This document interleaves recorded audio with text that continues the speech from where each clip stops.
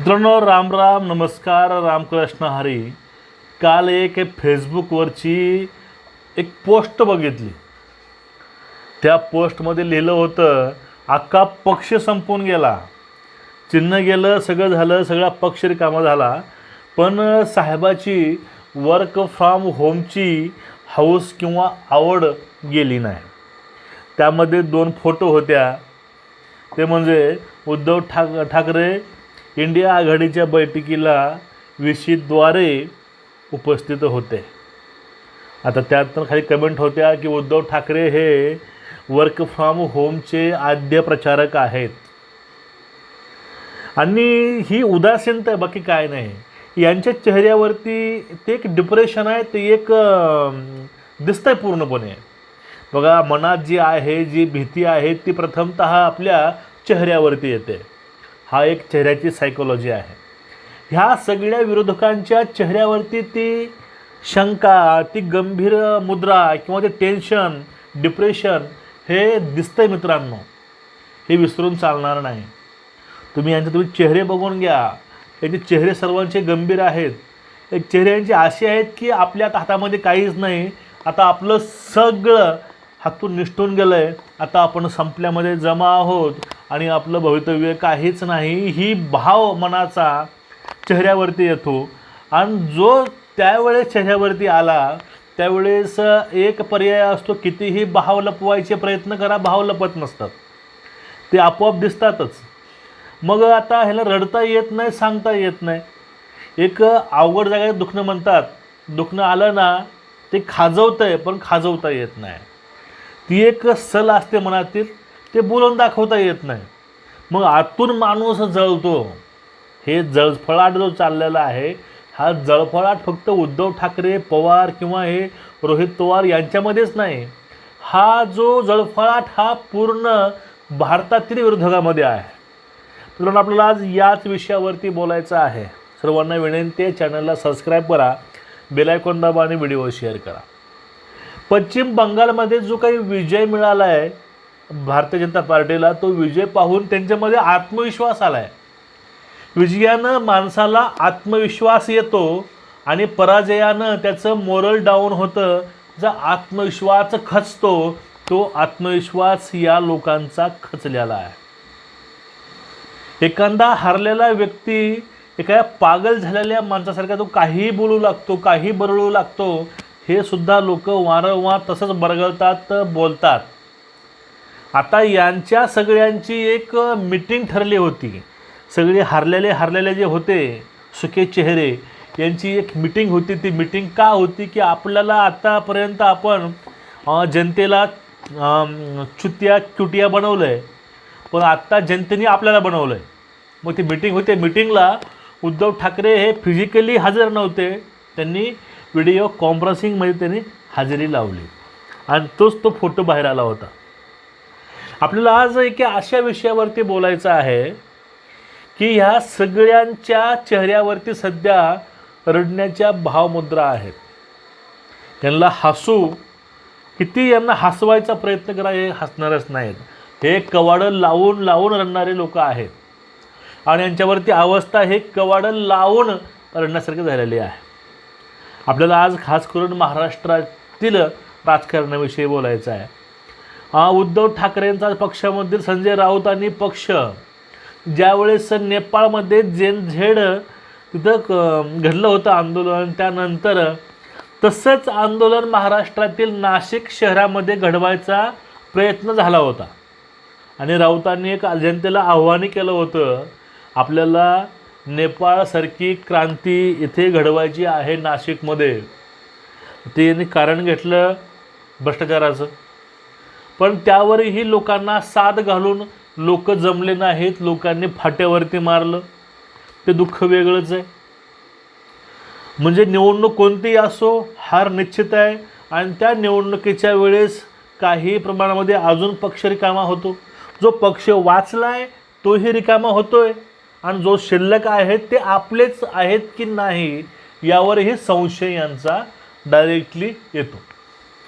आता त्यानंतर पुढला प्रश्न असा होता, आता करायचं काय, त्यामध्येच ते इराण आणि इस्रायलचं युद्ध, त्या युद्धामध्ये भारताची भूमिका त्यावरती पेटवायचा प्रयत्न केला. फक्त काही लोकांनीच त्यावरती आक्षेप घेतला, बाकीचे जे काही हिंदुस्थानातील हिंदू आहेत त्यांनी काहीच नाही बोललो. हे प्रत्येक वेळेस तोंडघशी पडत आले. आणि बघा म्हणतात ना, बुडत्याला काडीचा आधार. जे बुडतात, एखादा व्यक्ती पाण्यामध्ये बुडलेला असतो त्याला एक काडीसुद्धा आधाराची वाटते. हे सगळे जहाजा बुडलेले आहेत आणि ह्या बुडलेल्यांना अभिजित दिपके नावाच्या झुरळाचा आधार वाटू लागला होता. कॉक्रोच जनता पार्टी जी ऑनलाईन पार्टी, त्या ऑनलाईन पार्टीला सदस्य 52 मिलियन इंस्टाग्रामवरती, ते पण टर्की, बांगलादेशी, पाकिस्तानी. त्यांचा भारतातील नीट परीक्षेचा, भारताच्या लोकशाहीचा, भारताच्या राजकारणाचा काहीही अर्थार्थी संबंध नाही. म्हणजे भारतामधील नीट परीक्षा, भारतामधील लोकशाही हे वाचवण्यासाठी पाकिस्तानी आणि बांगलादेशी केव्हापासून आंदोलन करू लागले हो. आणि त्यांनी कधीपर्यंत त्यांना वाटू लागलं की भारतामध्ये शांती लाभावी. म्हणजे बघा, हा एक शुद्ध मूर्खपणा आहे. ज्या सोशल मीडिया हँडलवरती 70 ते 80% त्याचे फॉलोअर्स हे पाकिस्तान आणि बांगलादेशचे आहेत. आता हे पाकिस्तानला आणि बांगलादेशला कधी वाटतं की भारतामध्ये शांतता राहावी, भारतामध्ये हिंदुत्ववादी सरकार राहावं? वाटणारच नाही. मग त्या लोकांच्या जीवावर इथं जंतर मंतरला हे आंदोलन त्यांनी 6 तारखेला केलं. त्या आंदोलनामध्ये असे नमुने आले, त्यांना भारताचे राष्ट्रपती कोण माहिती नाही, त्यांचं शिक्षण झालं आहे काय तेही माहिती नाही. आणि एकतर तिथं महाशय असा आला होता, त्यानं हातामध्ये एक डायरी घेतली आणि ते आमचं संविधान आहे असं बोलू लागला. तर बोंगला काय बोलायचं असल्यानं. आणि त्यामध्ये लिहिलं काय होतं, तो म्हणतो की हे संविधान मीच लिहिलं आहे, जे मला वाटतं, जी माझी अंतरात्मा सांगते ते मी लिहिलं आहे. बघा, हे असे तिथं जेन झेड आले होते. आता राऊतांचीच भाषा आहे, एडझवाय तो, हे यांचं आंदोलन एडझव्यात निघालं. म्हणायचं कारण काय, हे भाषा कशी असो, राऊत बोलतात, आपल्याला बोलायला हरकत आहे. हे त्यामध्ये हे आंदोलन निघालं. मग त्या आंदोलनावरती, ह्या झुरळावरती यांचा विश्वास, आणि यांचा विश्वास झुरळाच्या आंदोलनाच्या दिवशीच जे काही व्हिडिओ, जे काही बाईट बाहेर आल्या त्यावेळेसच गळून पडला. म्हणजे किती मोठी आशा धरली होती की आता भारतामध्ये नेपाळसारखी अवस्था येणार, देश पेटणार आणि हे सरकार या ठिकाणी बरखास्त होणार. आता आपण जिंकलो. आता आपल्या ह्या सगळ्या बुडत्या जहाजाला एक चांगला कॅप्टन मिळाला आहे. तो कॅप्टन म्हणजे झुरळ. झुरळाच्या आशेवर ज्या लोकांचं राजकारण असेल त्या लोकांकडे अजून कुठली आपण अपेक्षा ठेवायची. आता हे झालं आहे असं, ते आंदोलनाने पूर्ण सबशेल तोंडघशी पडलं आहे, सगळे झुरळ उताने पडले. जरी उताने पडलेल्या झुरळाचा एक बघा नियम आहे, ज्यावेळेस उताना पडलेला झुरळ हा आपोआप स्वतः कधीच असा होत नाही, तो उतानाच पाय खुडू मरून जातो. हे सगळं आंदोलन पूर्णपणे उताना पडलेलं आहे, झुरळ पूर्ण उताने पडले. आणि यामध्ये जेनझे कुठं होते, यामध्ये गेनझे होते. आणि हे सगळं बघून जी की ही विरोधक आहेत, हे अक्षरशः कवाडं लावून रडत आहेत. पर्यायच नाही. आत्मविश्वास खचलाय, धीर द्यायला कुणीच नाही.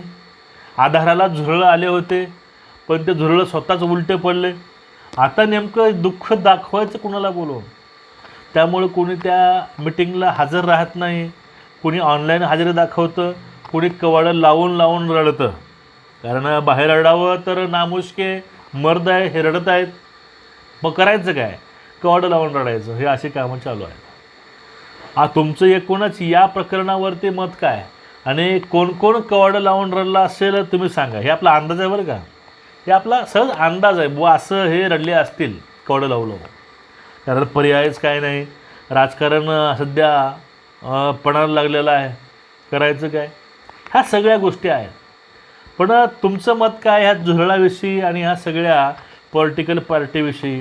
काय हे लोक एका देशद्रोही मानसिकतेच्या लोकांना सपोर्ट करत होते, त्यांनी NRC CAA ला विरोध केला, ज्या लोकांनी JNU सारख्या एका संघटनात्मक जे तिथं चालतात गोष्टी त्या विद्यापीठामध्ये, तेथील जनतेला त्याने सपोर्ट केला. तुमचं मत खाली नोंदवायला खरंच विसरू नका आणि व्हिडिओ जास्तीत जास्त लोकांपर्यंत शेअर करा. हे आपले काय होतं ते आपलं वैयक्तिक मत होतं. तुमचं मत काय आहे खाली नक्कीच व्यक्त होऊन चॅनलला सबस्क्राईब करा, बेल आयकॉन दाबा. नमस्कार, रामकृष्ण हरी, राम राम.